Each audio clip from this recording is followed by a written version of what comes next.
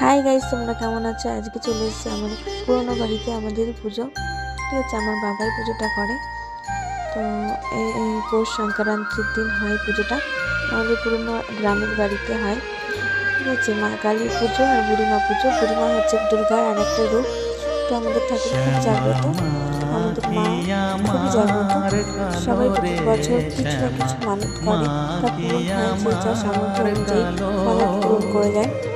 লোকে তো আমাদের বলে পুজোর আয়োজন কালী কমপ্লিট হয়ে গেছে এবং ঠাকুর পুরোহিত বসবে আমার পুজোতে। মন তো তো খুবই বলে না আনন্দপূর্ণ আমরা কালো বছরে রে, একবার পুরোনো বাড়িতে যাই। কালো মায়ের রূপে মুখটা খুব মিষ্টি, খুব ভালো দিগম্বরী, লেগেছে আমার। কালো ভালো লাগে, আমার রূপে মা কালী ভক্ত আমি তো। দিগম্বরী, আর পুজো করতে আমি হৃদিপদ ভালোবাসি, এই জন্য করে মোরালো রে কাজ করতে করতে এই শ্যামা অবস্থা মায়ের। মাটি তো একটা আমার প্রতিবন্ধী, কালো। যার পা নেই বললেই চলে, সে ঘোরাতে ঘোরাতে এসেছে ঠাকুর প্রণাম করতে, আর পাশেই পুরোহিত বসেছিল, তাকেও প্রণাম করলো। মানসিকতা কত ভালো, সত্যিই এখনও মানুষের মধ্যে ভক্তি শ্রদ্ধা আছে।